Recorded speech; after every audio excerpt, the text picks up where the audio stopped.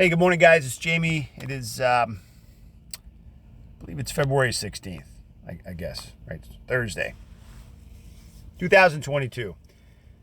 I'm doing this quick video, and about a stock that I'm getting into, which I'll do really quick. But before I do, I want to just make a quick comment.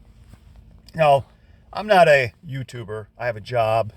I have things that I'm doing, but I guess I'm getting a little bit more people watching some of this stuff. I mainly do this, middle-aged father, for my kids and some friends and family and associates, where I just share some trading ideas, just to bounce it off each other. I may be wrong. I may be right. It's a song. I may be wrong. But the point of it is my father died broke, right? And I know maybe you don't care about that, but I barely knew him, and we didn't talk for years. He never got involved with my kids. I thought he would kind of make it up with them. And for whatever reason, I got kind of sad when I found out he died. But he died broke. He had nothing. He had nothing. He had nothing his whole life. And the reason I'm mentioning that is I'm not a multimillionaire. I'm not a massively successful person. But I could tell you for sure, I've done better than him, right? I have properties that are worth seven figures. I have a good job. I'm doing okay. I'm thankful for it. I'm very grateful.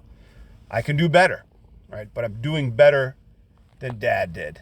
And not only is it just financially, I want to be a better father as well. And there's lots of room for improvement there. And I'm sharing this with you because a comment was, I had a couple comments. One I accidentally deleted because, again, I'm not a YouTuber. I was trying to respond. I deleted, but I still left them a message. And it was just about the CleanSpark, for example, where I was just sharing something I was doing. I'm not a pro. Things have worked out for me, and I'm just sharing what I'm doing. I'm not doing deep dives in these companies. I couldn't break down the company like I'm not a financial analyst. I'm not a Wall Street analyst. You can get this information by doing your own due diligence. And what due diligence is for you probably won't be what due diligence is for me. I go a lot by rumors, trends, current valuations or projected valuations, and a little bit of news about the company, right? Price action and stuff like that. And that's what's going to happen with this stock I'm going to share with you in a second. So I don't claim to be an expert. I'm just having fun, doing some entertainment, and hopefully my kids, and when I say my kids, I also mean some other young people that I sat down with, and I try to inspire and just say, hey, man, young man, young woman, look at this stuff. It's good for you to get into it now. If I would have did it 20, 30 years ago, nobody showed me that. Nobody explained this stuff to me. You'll be so much farther ahead because you can afford to make some mistakes. When you make mistakes in your 40s, 50s, and 60s, it's harder to recover than when you're in your teens and 20s, right, or even 30s. But that's all this is awareness and just kind of like knowing diversity. So that being said, let me get into the stock. This stock right here, a friend of mine, I'll give her a shout out, first name Daniela, who is someone I work with, was telling me about this Brazilian oil company, because we were talking about oil stocks, and I think with inflation, things that are happening, wars, rumors of wars, things that are going on.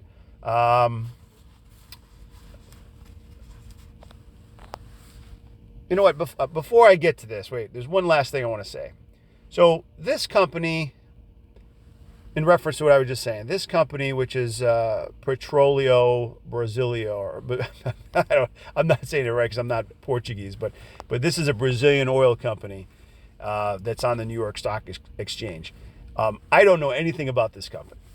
I totally am looking at this in a chart, and I'll show you, but this is because a friend of mine said, hey, check this out. And I did. I checked it out. And I haven't done any, I don't know the CEO. I don't know the PE ratio. I don't know any of that stuff. But, going back to the other stock, the CleanSpark reference, one of the other comments was, he doesn't know anything about this company, it's not a electric charging station company. It's a Bitcoin mining company. And I had a couple comments there, and I thought, well, yeah, it is. Actually, it is a Bitcoin mining company, and it is a software technology company. But if you look a little further, you'll find out that they acquired a electric charging station company, that kind of does that stuff. And again, you can look into it, and you'll find that that's correct. It's not me making it up. It's they're in that space, and therefore there's opportunity there, for that. So it's the same thing here. This is an oil company. It's out of the country. And when I look at these stocks and I pull back and I just say, okay, let me look at daily, hourly, weekly, monthly, whatever it is, right? And I drew these three little lines here, right? These three support and resistance lines. Now there's three of them because, over time on a 1 week chart, if I look back, I say, it had an all-time high of $77.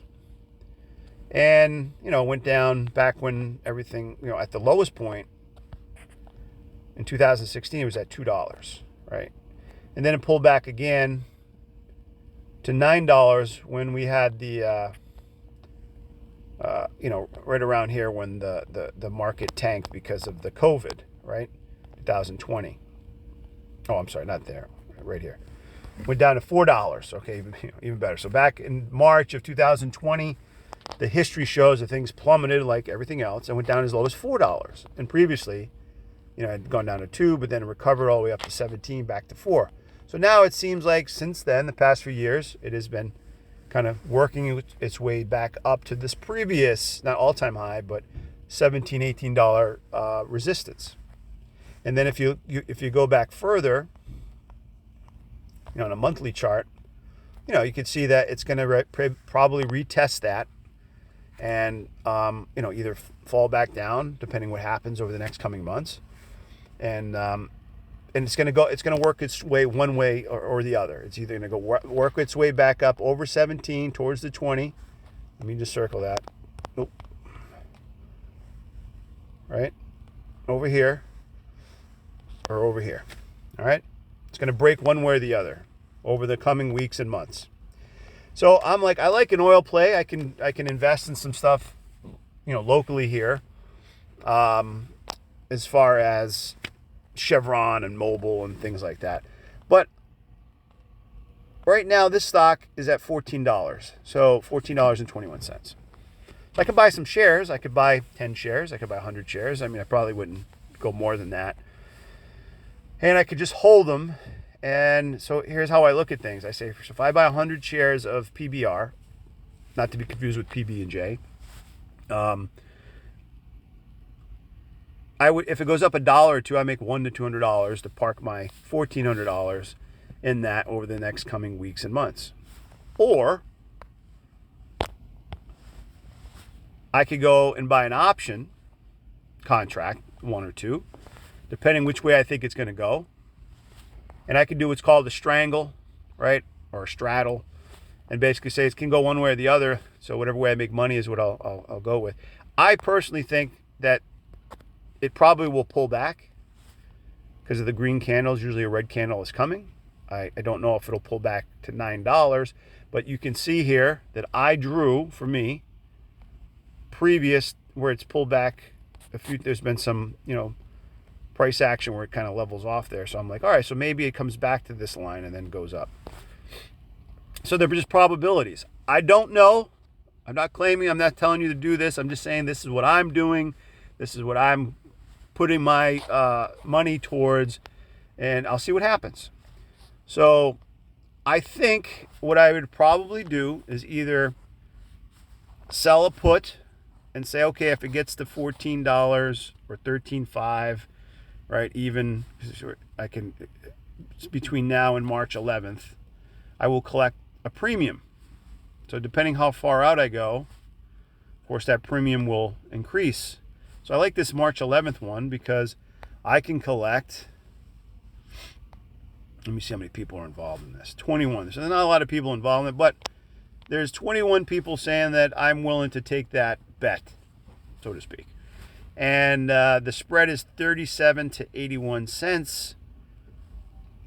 So if I said for $60, if I put one contract at 0.60, I'm going to get $60 awarded to me no matter what, and I will get the shares if it goes to 13.5, right? I will get assigned those shares that I would have paid $14 for, so I get a discount plus I collect a premium. So I'd actually get it for 13.5, right?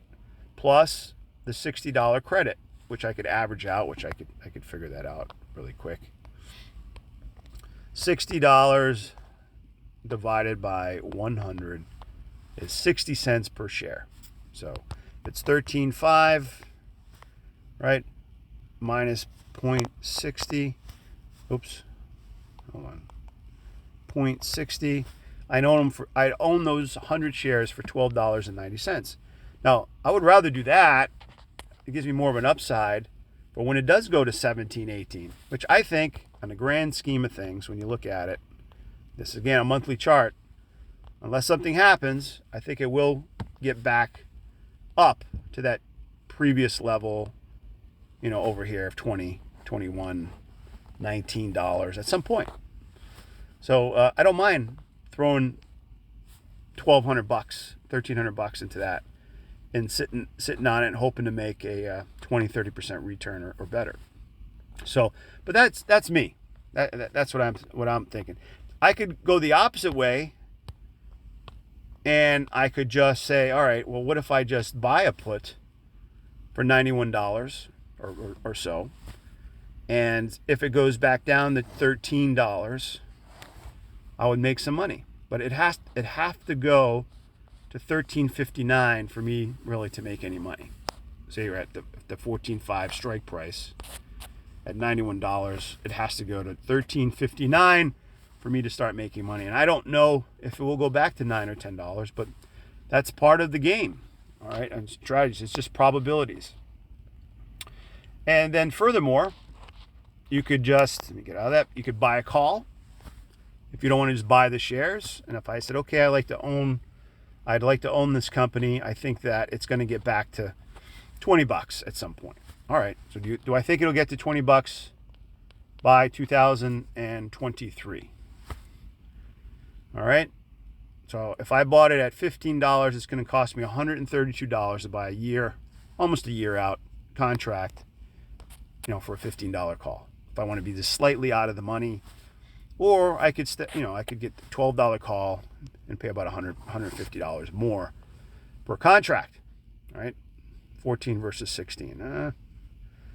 So that's something I would have to kind of weigh out.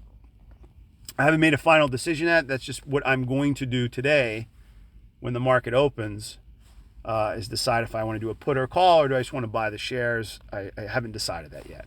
But this is what I kind of do to kind of get an idea of where do I think this stock is going.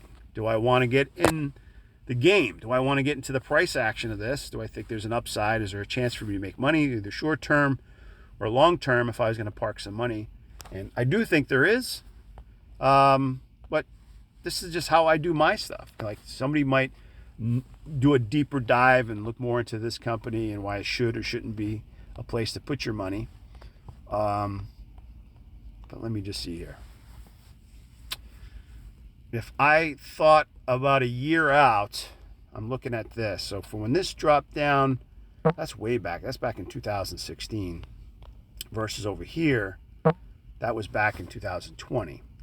So in 1 year's time, because those are months, do I think it'll get back over 20? I probably, if I was going to do it, I would probably actually go further out. I would probably go to a 2024 call and do that.